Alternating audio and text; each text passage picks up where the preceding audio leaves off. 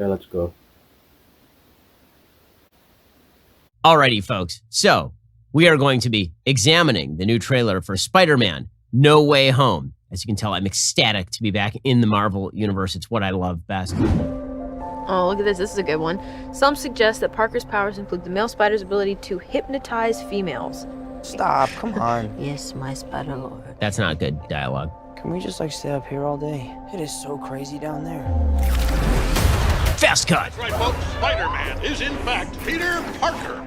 Listen, I did not kill Mysterio. The drones did. The drones that are yours. Does any part of you feel relieved about all this? What do you mean? Now that everybody knows, you don't really have to hide or lie to people. For the record, I never wanted to lie to you. But how do you tell someone that you're Spider-Man? You say I'm Spider-Man, typically. Now everybody knows. But this isn't about me. This is hurting a lot of people. I've just been thinking about how to fix all of this. Okay. Oh, he's going to go to Doctor Strange's house. To what do I owe the pleasure? I'm sorry to bother you, sir. Please. His hanging out is so weird, Doctor Strange. I think we're beyond you calling me. I'm not sure why he just hangs out that way. Steven. That feels weird, but I'll allow it. When Mysterio revealed my identity, my entire life got screwed up. I was wondering if maybe you could make it so that he never did. Strange. Don't cast that spell. It's too dangerous. Fine. I won't. Okay, I like his mug. Did you see his mug? His mug is funny. Did you see the mug he's carrying there? It says, "Oh, for fuck's sake." That is what the mug says. The entire world is about to forget that Peter Parker is Spider-Man. Wait, everyone? Can't some people still know? That's not how the spell works. So MJ's gonna forget about everything we've ever been through? Stop tampering with the spell. You could just go to her house and tell her. Ned, he's my best You could go to friend. his house and tell him. Stop talking.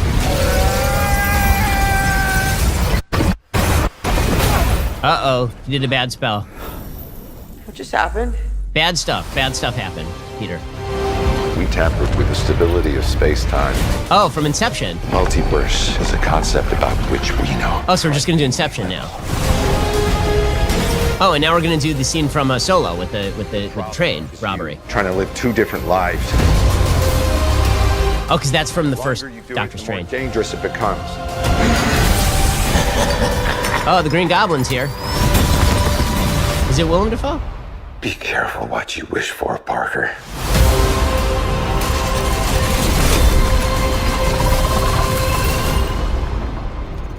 Hello. Oh, it's Alfred Molina.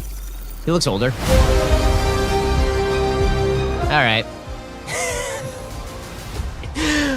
Okay, so that stars Tom Holland, and I've been informed that it's pronounced Zendaya. And honestly, the only thing about this that I find even remotely interesting is Alfred Molina showing up at the end. That's pretty much the only thing.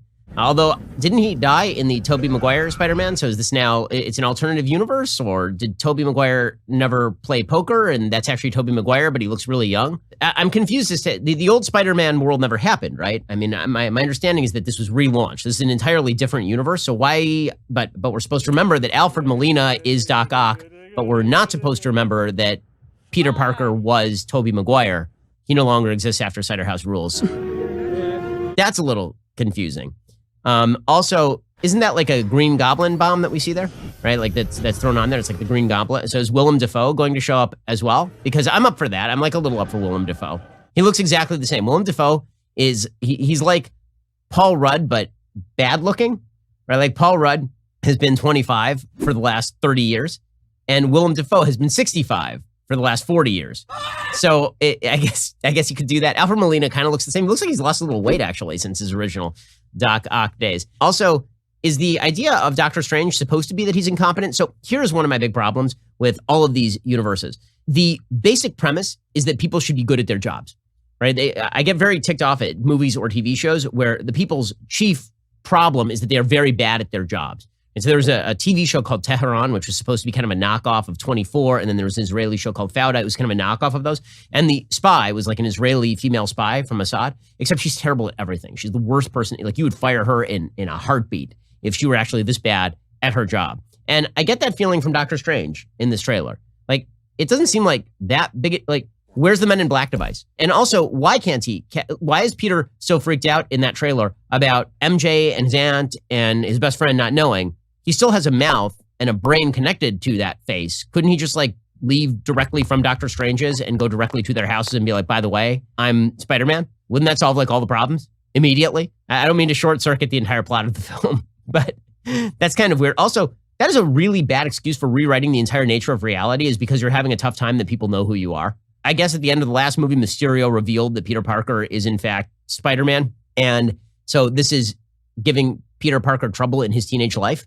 And so we're now going to rewrite all of reality to avoid his teenage problems. Reality can be whatever I want. I'll be honest, I am a little bit up for the Doctor Strange replacing Iron Man as Peter Parker's surrogate father figure. Like, I'm kind of up for that. Like, they killed off Iron Man for no reason in the last Avenger. Like, it was for a reason, but the only reason was the only way they can make you care about any of those characters is to kill off like one of the three people you actually care about. Right? So they just killed off Robert Downey Jr. for no reason at the end of it. Like, it didn't make any sense in the plot. They killed him off so that you could have a sad moment. And then you were mostly like, well, that wasn't as sad as I thought it was going to be. So now you have Benedict Cumberbatch, who's Doctor Strange, and he's going to be Peter Parker's surrogate father figure. And I'm up for that because I like Benedict Cumberbatch. So that's fine. But again, if the premise is he can't cast like a basic spell to make people forget that Peter Parker is in fact Spider-Man, that does call into question how successful he's going to be at fighting like universe-threatening monsters, which is what Marvel is all about. Also, I do have to say I'm very disappointed that in this trailer, under the Academy of Motion Picture Art and Science's new rules, I'm not sure that this actually qualifies for any of the Academy Awards because Peter is white and so is Benedict Cumberbatch. Having me critique Marvel films as a DC fanboy is kind of awkward because I can't remember the last actual Marvel movie I was excited about. I actually do like Tom Holland as an actor. I think that he's been quite good in some things. I'm not as big a Zendaya fan. I haven't seen her in many things, and what I have seen her in, I'm not like thrilled by. There are theories that Tobey Maguire and Andrew Garfield might show up, so it'll be all the Spider-Mans in one. There has to be a moment with the actual Spider-Man meme if they do that. Right? There have to be all three of them in their spider outfits pointing at each other. If they miss on that, that is like the greatest fail in the history of Spider-Man. They made a better version of this film, which is called Into the Spider-Verse, which is actually a terrific Spider-Man movie. Into the Spider-Verse is really good. It's like one of the best superhero movies of the last 10 years. I always feel like Spider-Man is sort of like almost minor league Ant-Man, which is really kind of putting it down. I'm gonna put some dirt in your eye. Like Paul Rudd is doing the kind of charming, funny routine, and Spider-Man is doing that too, but it also wants to be taken seriously in a way that Ant-Man does not. And I think the best Marvel movies are the ones that really don't take themselves seriously like at all. Like I think Thor Ragnarok is one of the best movies because Thor Ragnarok is completely unserious, whereas Thor 2 is completely serious and terrible. So final grade. Out of 5 stars, I give this trailer 3 because it's like perfectly mediocre, right? It's passable. If it's available and I have nothing better to do and my wife insists, we will watch this.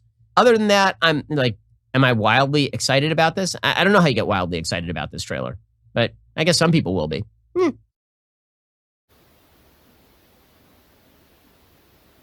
Yeah, that was pretty good.